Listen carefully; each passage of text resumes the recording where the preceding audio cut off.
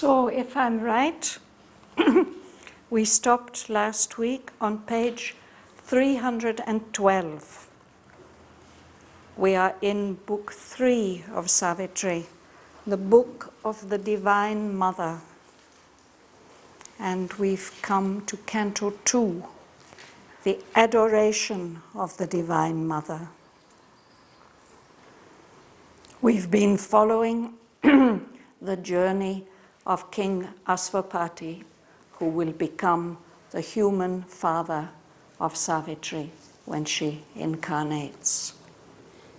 And Sri Aurobindo has been showing us King Asvapati as a great yogi who has become liberated, his soul has become liberated. He has taken birth on earth for a special mission, and he's conceived the aspiration that there should be a diviner world here in the material world. All this is supposed to have taken place long, long ago, way back thousands of years ago, the beginning of human history. In fact, Sri Aurobindo tells us that King Asvapati was the first human being, the first earthly man to have the secret knowledge which is embodied in the Vedas and the Upanishads. So way back in history. And he had this aspiration. He had high spiritual experiences. He experienced wonderful states of consciousness. And he felt this should become normal here on earth. So where can I find that power of transformation that can make this earth a diviner place? And for that he's embarked on a great journey of exploration through all the planes and worlds of the universe. And he's reached the very, very top of the manifestation, the very highest levels. And still he finds that everything that is in the universe is not enough to change things radically. And he's got a sense, a feeling that there is something beyond which is more powerful and truer. And first he comes in contact, as other great seekers have done, with a kind of unknowable reality that can't be expressed in words, which seems to have no connection with our universe, with our material world. Something that offers a great liberation if you dissolve yourself into it. But King Asvapati is not looking for that. He's looking for something that can really change. So in the first section, it's as if he's looking into himself and saying, yes, you have become free, the ego is dead, but where is that power that says yes to the world and that can really help to heal it?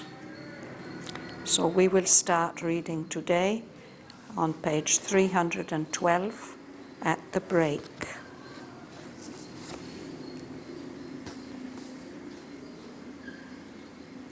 As usual, I'll start by reading about a page and a half. I'll read it clearly, try to read it as clearly as possible. You follow in the text, get an idea of the rhythm and the pronunciation of the difficult words, and then we will go back to where we started and look at each sentence separately.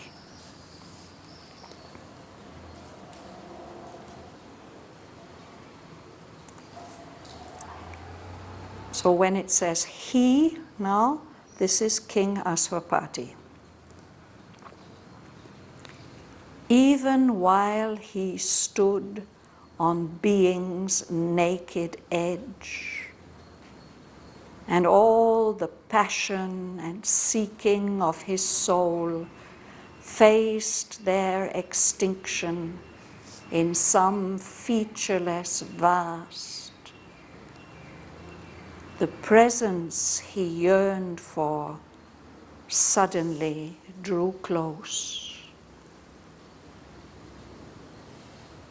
Across the silence of the ultimate calm, out of a marvelous transcendence core, a body of wonder and translucency, as if a sweet mystic summary of herself escaping into the original bliss had come enlarged out of eternity. Someone came, infinite and absolute, a being of wisdom, power and delight,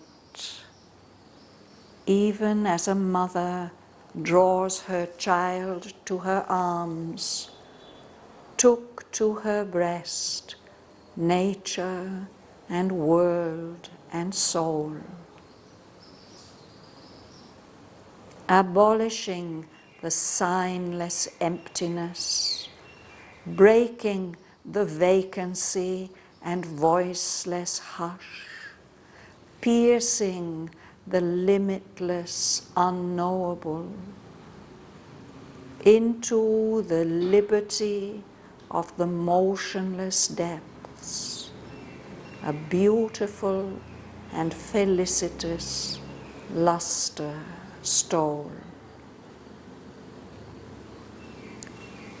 The power, the light, the bliss no word can speak, imaged itself in a surprising beam and built a golden passage to his heart, touching through him all longing sentient things. A moment's sweetness of the all-beautiful cancelled the vanity of the cosmic whirl. A nature throbbing with a heart divine was felt in the unconscious universe. It made the breath a happy mystery, a love that bore the cross of pain with joy, eudemonized the sorrow of the world, made happy the weight of long, unending time, the secret court of God's felicity. Affirming in life a hidden ecstasy, it held the spirit to its miraculous course, carrying immortal values to the hours. It justified the labor of the suns.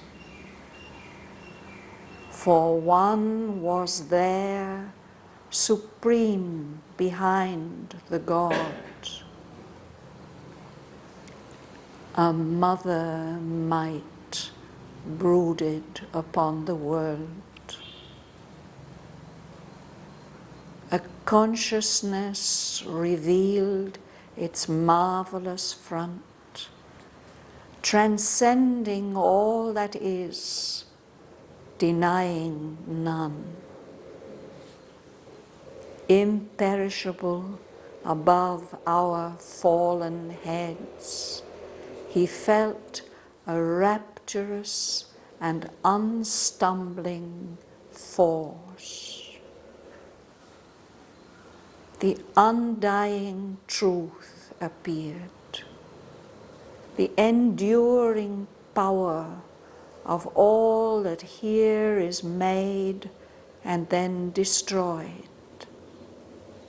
the mother of all Godheads and all strengths, who, mediatrix, binds earth to the Supreme.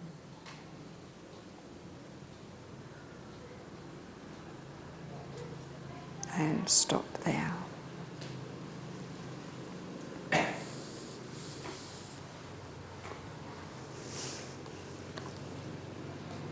Which way are we reading, Rosa? You will start.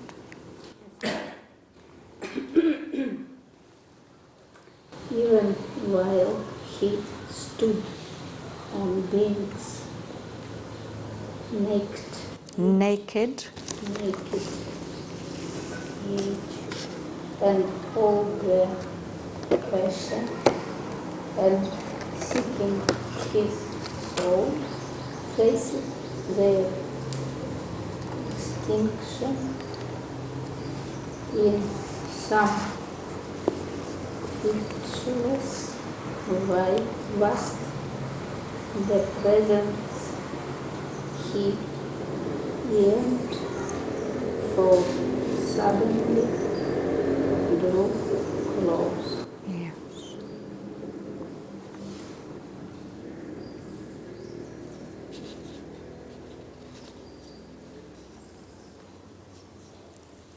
So it's as if in spiritual experience one can come to a kind of edge, a frontier, a bare, naked edge.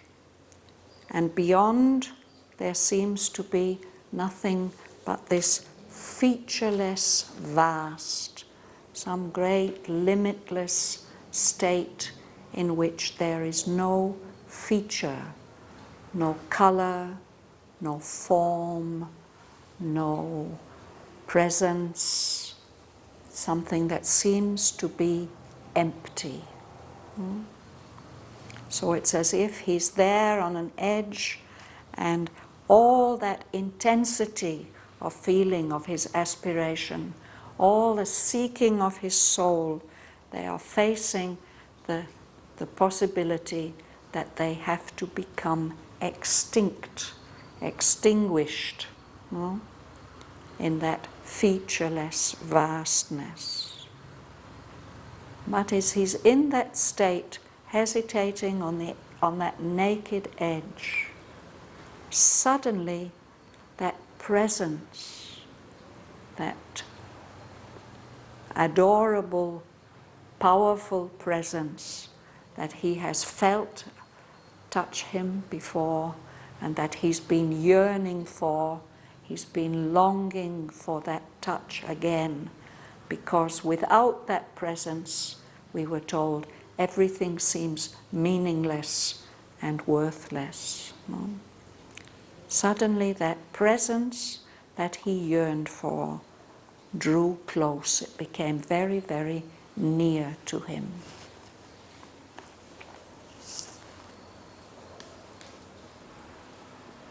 Nihong, you'll read, yeah? Across the silence of the ultimate calm, out of a marvelous transcendence of call, a body of wonder and translucency, as if a sweet mystic summary of herself, escaping into the original bliss, had come enlarged out of eternity. Someone came infinite and absolute. Thank you. Yes.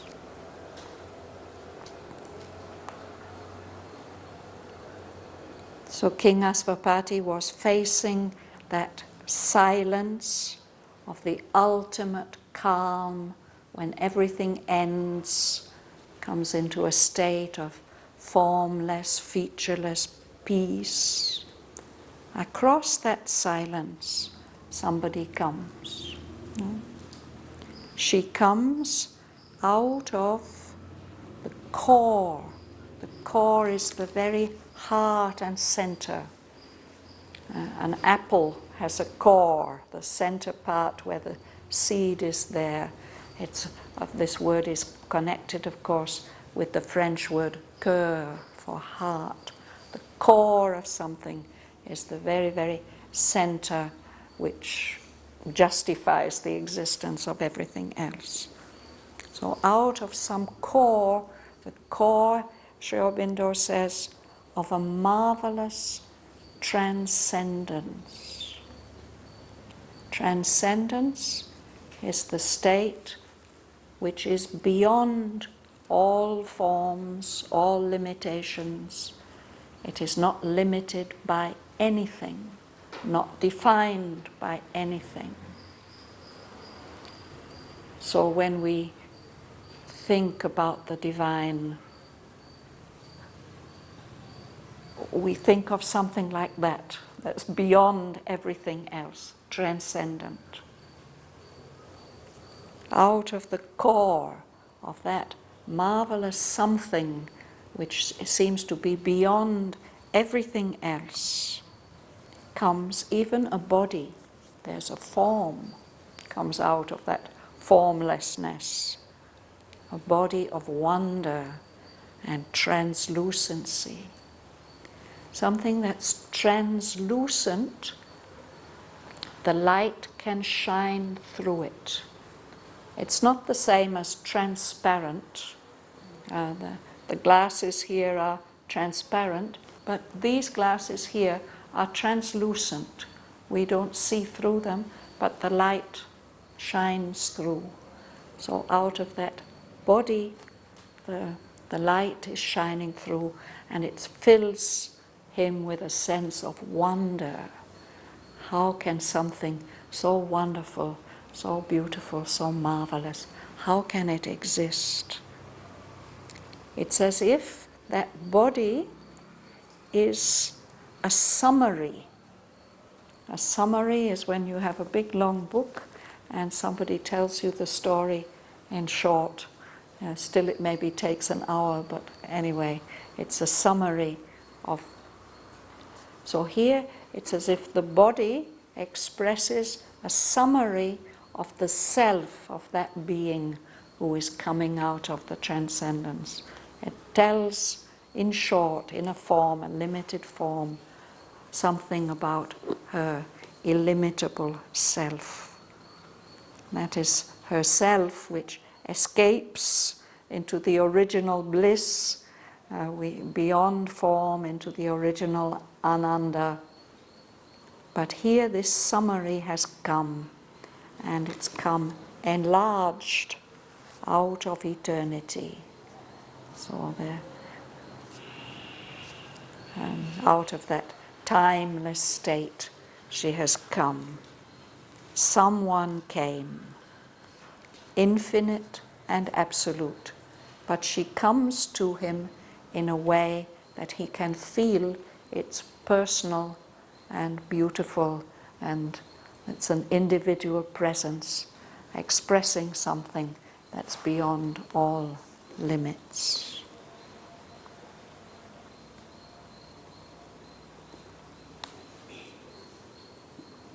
A being of wisdom, power and delight.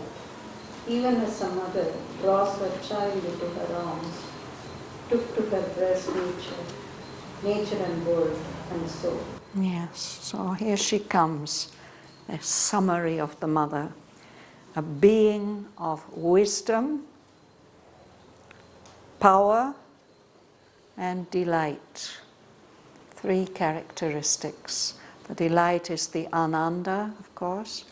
The power is the Shakti side, the force, the creative force. And the wisdom, the supreme wisdom that arranges everything perfectly. And what does she do? As King Aswapati becomes aware of her, it's as if she's embracing the whole universe. Just like a mother gets hold of her child and embraces it, she too takes to her breast. She takes all of nature, all of world, the whole material universe, and the soul. She's embracing everything.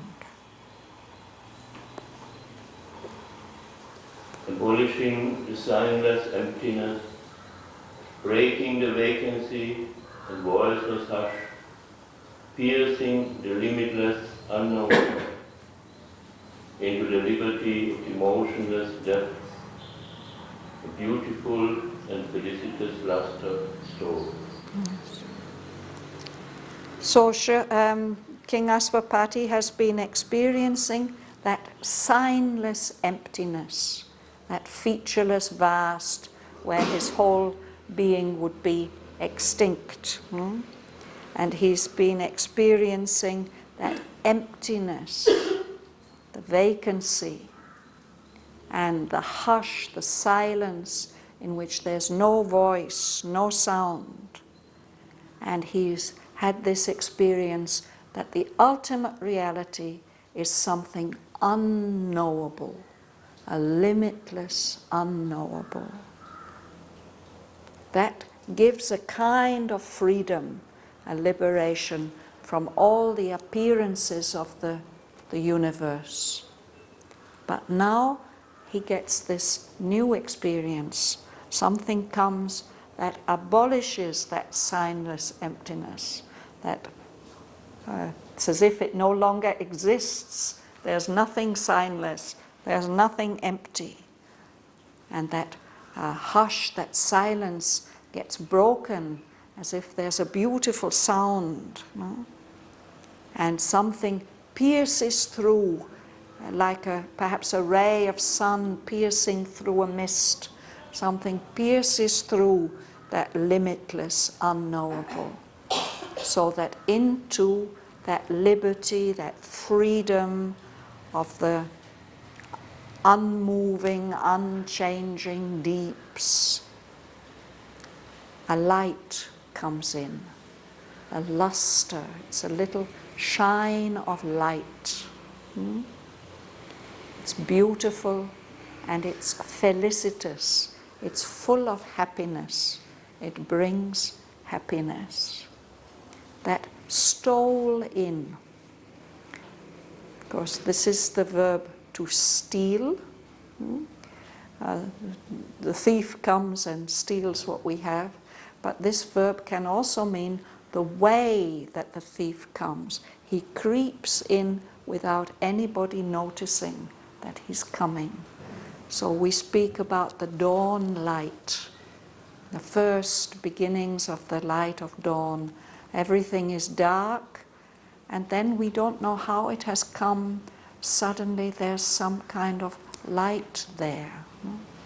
So there was all that signless emptiness and silence, and stealing into it, coming into it very, very gradually and gently, so that you couldn't notice how it is coming, comes this luster, this shine of light, this beautiful and felicitous luster. So that presence is suddenly there. One doesn't know how it has come. Yuli. The power, the light, the bliss, no word can speak, imaged itself in a surprising way, and built a golden passage to his heart, touching through him all long sentient things. Thank you. So that luster, that light, it carries the power, the power and the delight and the light of consciousness, all those things that can't be put into words, that are inexpressible. No word can really describe them. Imaged itself, that light, power, bliss, makes an image of itself in a surprising beam, a beam of light, like a ray of the sun. And when he feels that beam, that power and light and bliss. It's surprising. Gives the delight of surprise. It built a golden passage, like a beam of light, coming to Asvapati's heart. And because he is aspiring and representing the whole earth, through his individual heart, that lovely beam touches all longing, sentient things. The Buddhists wish blessings for all sentient beings, no? For all beings who have feelings, which includes plants and insects, all the animals, as well as human beings. Sentient things. Everything that can feel gets touched by that ray of light through King Asvapati's heart. And sentient things in our universe, they are always longing for something, because the individual sentient being feels incomplete and separate. So there's always a longing for something deeper and more blissful, more true.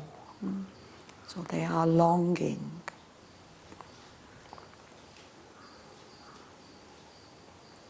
Varadajan.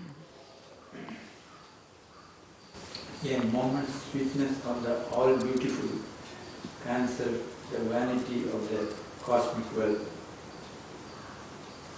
You read the next 3 lines, please. A nature throbbing with a heart divine was felt in the unconscious universe.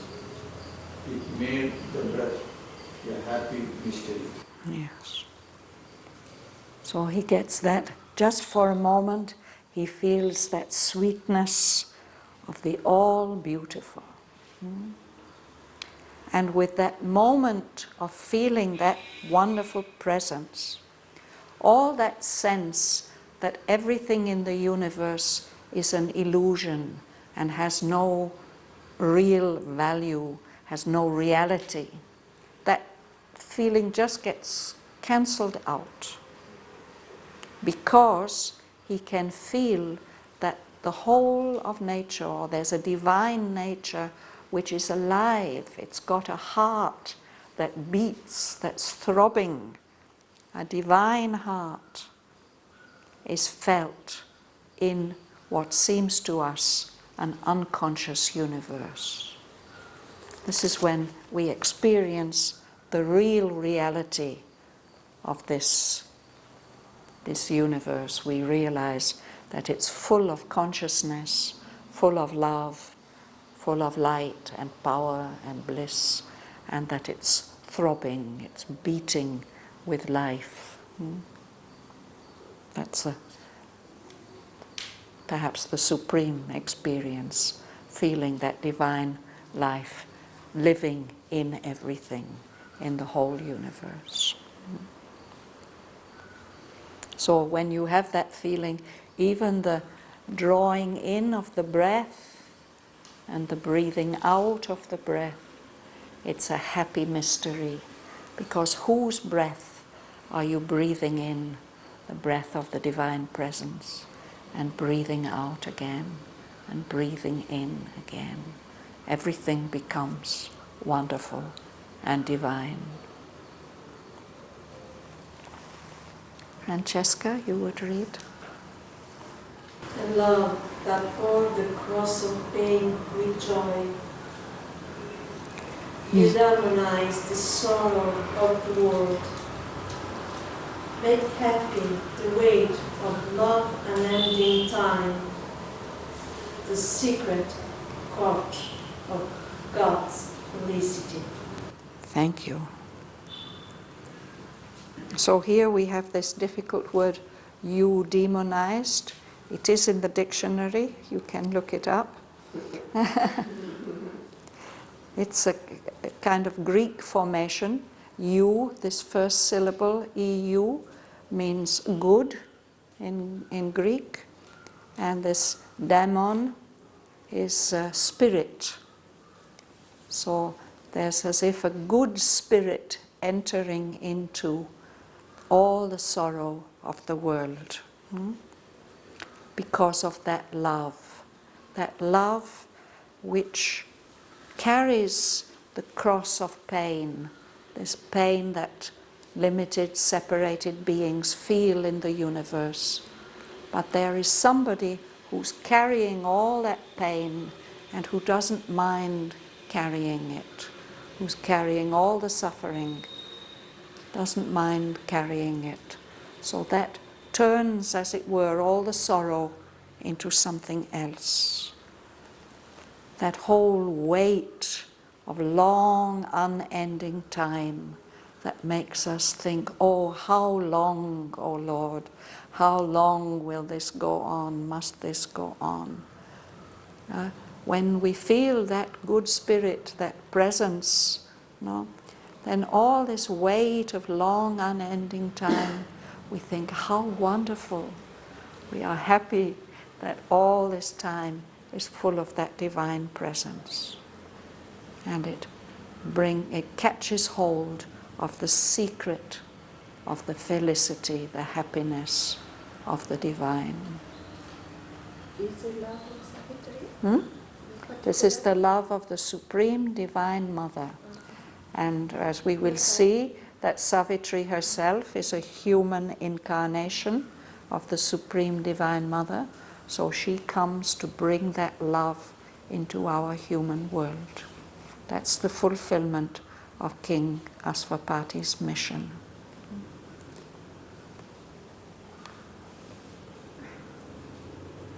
Joel. Affirming in life a hidden ecstasy, it held the spirit to its miraculous course, carrying immortal values to the hours. It justified the labor of the suns.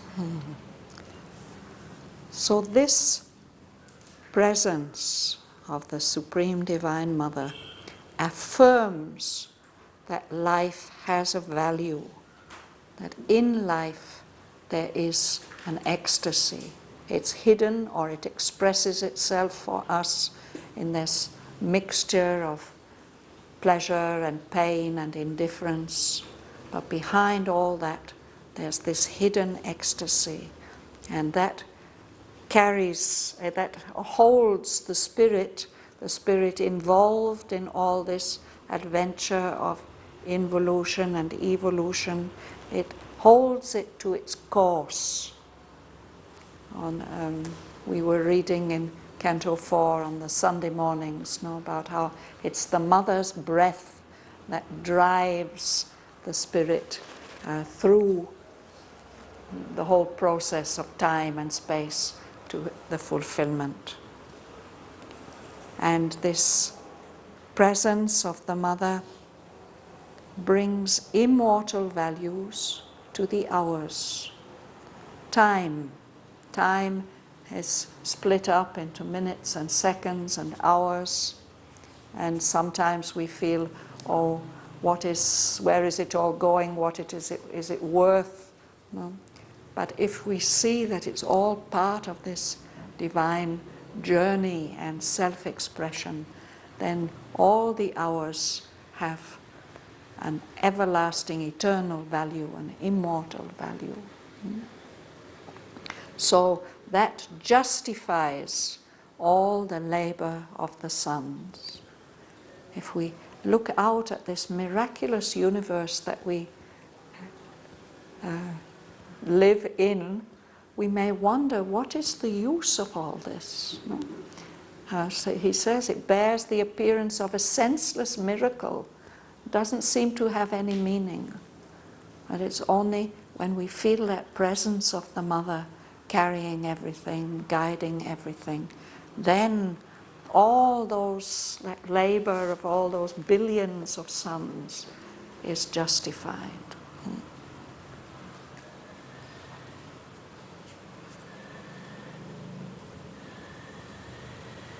Maybe we should have let you read this next line. For one was there, supreme behind the God. This is a presence. He had seen this Godhead of the whole, the cosmic, divine, but behind that there is another presence, this Mother Might. Would you like to read? A mother might brooded upon the world, a consciousness revealed its marvelous throne, ascending all that is, divine known, imperishable, above our fallen heads. He felt a rapturous and astounding force. Thank you. So a mother might, a power which is a motherly power, which has given birth to all this. No? It's brooding upon the world. And the hen broods on her eggs, no, until they hatch. So there's like a great bird with wings spread over the world, protecting, helping it to bring out what is within itself. Some fulfillment will come out. And he perceives just the front, the marvelous front, the face perhaps of a consciousness with a capital C, a consciousness that transcends everything. It's beyond everything. It's not limited by any of these formations that it has brought out of itself. But it doesn't say no to any of them, denying none. It says yes to everything. So above our heads, here we are, our heads are fallen. We feel that it's in so many traditions, no, that humanity has fallen. We've done something wrong. We were once in a kind of paradisal state, and now we are fallen. We have that feeling that we can't do things right, that even the animals do things more harmoniously and perfectly than we can, we poor fallen heads. But we have that feeling because we've forgotten that we agreed to come and take part in this play and adventure and journey. So, but anyway, here we are. We feel so imperfect. So, but above our fallen heads, there's an imperishable presence, something that cannot go away, cannot die, cannot be lost. It's always there. He feels that force, that mother might, that strength, which is rapturous, full of bliss, and unstumbling. It cannot do anything wrong. Whatever it does is perfect. There's no, stumble, you bang your foot and you go this way and that, you do something wrong. This force is unstumbling. So that's what's brooding over the world and bringing it to its fulfillment. Mary? The undying truth appeared. The undying power of all that here is made and then destroyed. The mother of all Godheads and all strengths, who, mediatrix, binds earth to the supreme. So this is the truth, the undying truth, this presence. This is the enduring power, the power that lasts. In our world, people are powerful for a time and then they lose their power. But this is an enduring power. It will last and last and last. This is the truth and the power which is behind everything that is made in our universe, and everything that's made in our universe gets destroyed so that that power can express itself differently. But behind there's something undying, enduring. What is it? It's the mother of all Godheads, all individual forms of the divine, the mother of all strengths, who mediatrix. Mediatrix, this is a feminine form of the word mediator. The mediator is somebody who goes between, no? Two things that are not able to communicate with each other. No? He carries the message, he sees that each understands the other. So it's the mother who binds earth to the Supreme. She's the one who connects all of this in all its imperfection, all its separateness. All this, through her presence, is connected to that Supreme which seems to be beyond our contact, our comprehension, any possibility of communication. But that mother who is our mother, we can always communicate with her. We'll read a little bit further. Would you like to read? The enigma is that rules our nature's night. The covering the science was unmasked and slain. Its mind of error was stripped off from things, and the doom means of its preventing view. Thank you. So an enigma, it's a mystery, a riddle, something, a puzzle that we don't know the answer to. When we look at our world, we can't understand it at all. But that enigma which rules this night, this darkness of ignorance that we live in, this ceased. Everything suddenly makes sense. That nescience, this state of not knowing, it covers everything, no?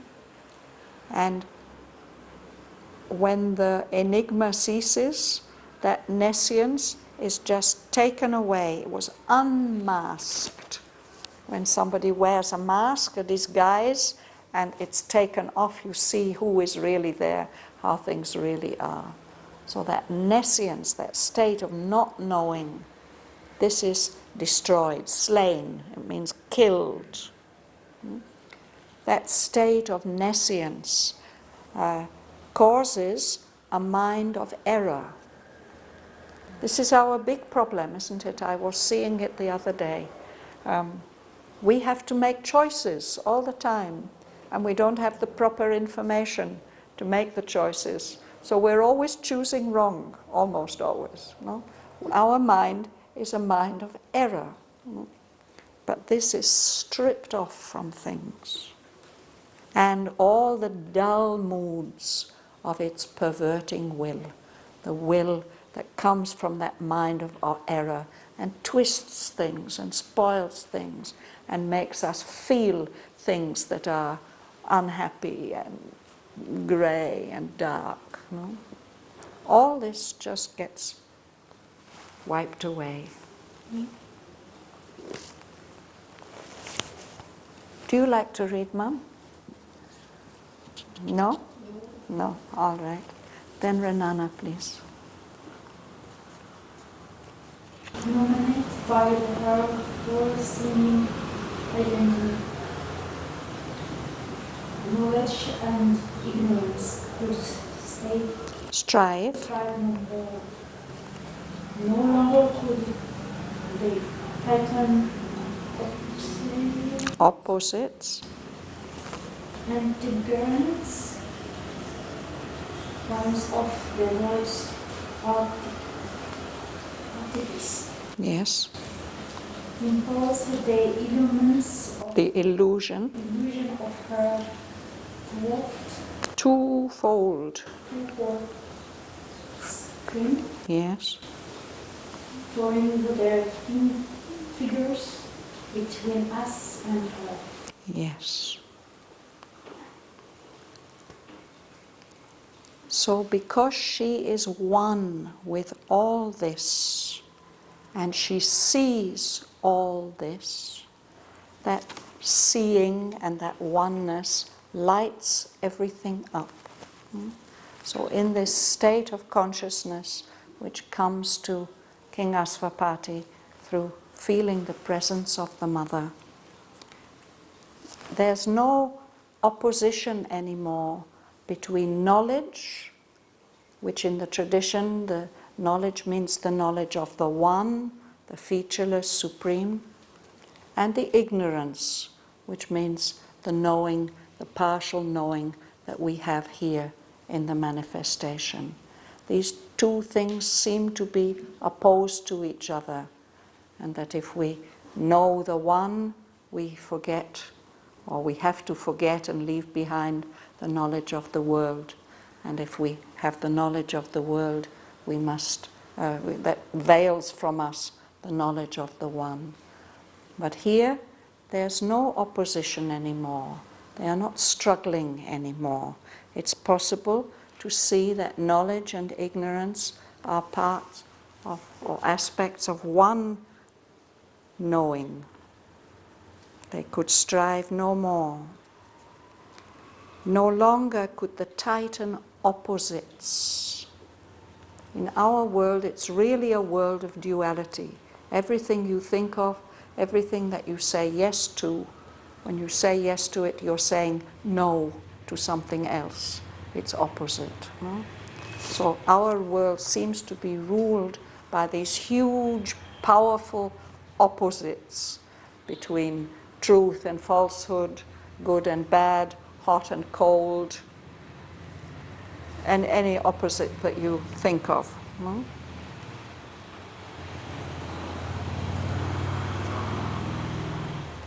He says they are like antagonist poles. Poles, our Earth has a north pole and a south pole. A magnet also has poles, no? A positive and a negative pole. So these things seem to be opposites, but in fact you can't have one without the other. So they seem to be antagonists. They seem to be enemies. And it's this polarity, this separation, this duality that creates the artifice, the artificialness of our world, that our world is not true and real and right because it's separated in this way. So now they can't any longer impose the illusion. It's really an illusion that they are separate. Actually, they belong together. But that illusion of separateness gives a twofold screen. A screen is something that hides something, no? So this screen has two faces. They are screening how things really are. They throw their figures between us, our individual beings, and her being, the being of the one mother who is all this.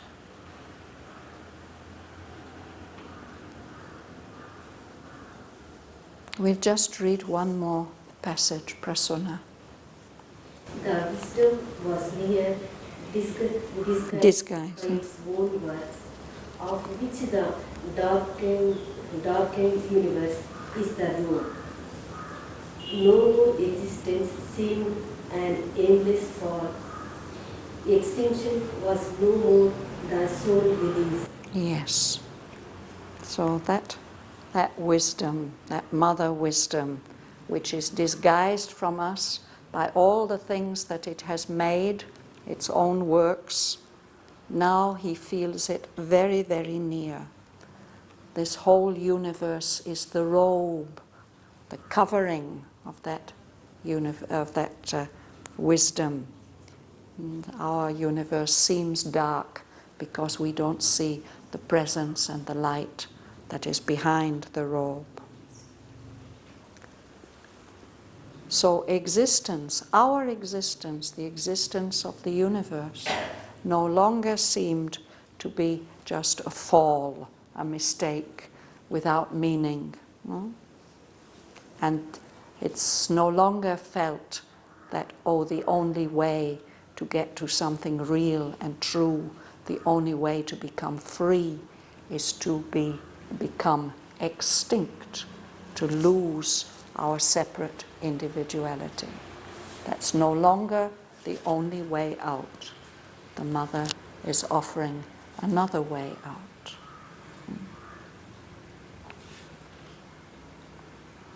So we'll stop there for today. We still have time to read these lines together. We'll read them slowly, all together, and I hope that as we read them now, we'll understand better than we did with the first reading.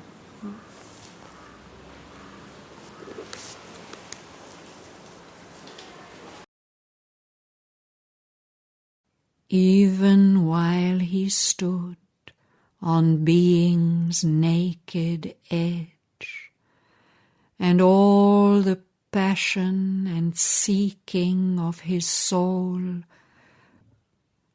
faced their extinction in some featureless vast, the presence he yearned for suddenly drew close. Across the silence of the ultimate calm, out of a marvelous transcendence core, a body of wonder and translucency, as if a sweet, mystic summary of herself, escaping into the original bliss, had come enlarged out of eternity. Someone came, infinite and absolute, a being of wisdom, power and delight, even as a mother draws her child to her arms, took to her breast nature and world and soul, abolishing the signless emptiness, breaking the vacancy and voiceless hush, piercing the limitless unknowable into the liberty of the motionless depths, a beautiful and felicitous luster stole. The power, the light, the bliss no word can speak, imaged itself in a surprising beam and built a golden passage to his heart, touching through him all longing sentient things. A moment's sweetness of the all-beautiful cancelled the vanity of the cosmic world. a nature throbbing with a heart divine was felt in the unconscious universe. It made the breath a happy mystery, a love that bore the cross of pain with joy. You demonized the sorrow of the word, made happy the weight of long unending time, the secret chord of God's felicity. Affirming in life a hidden ecstasy, it held the spirit to its miraculous course, carrying immortal values to the hours. It justified the labor of the suns. For one was there supreme behind the God. A mother might brooded upon the world. A consciousness revealed its marvelous front, transcending all that is, denying none. Imperishable above our fallen heads, he felt a rapturous and unstumbling force. The undying truth appeared, the enduring power of all that here is made and then destroyed. The mother of all Godheads and all strengths, who, mediatrix, binds earth to the supreme. The enigma ceased that rules our nature's night. The covering nescience was unmasked and slain.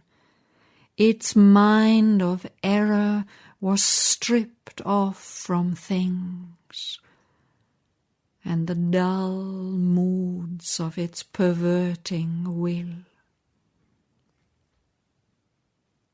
Illumined by her all-seeing identity, knowledge and ignorance could strive no more.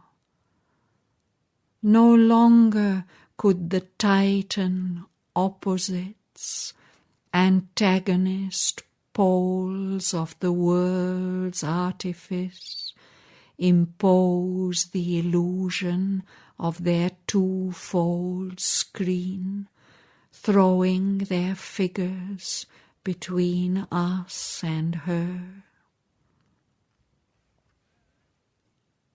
The wisdom was near, disguised by its own works, of which the darkened universe is the robe.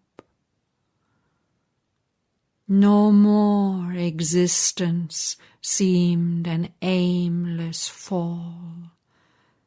Extinction was no more the sole relief.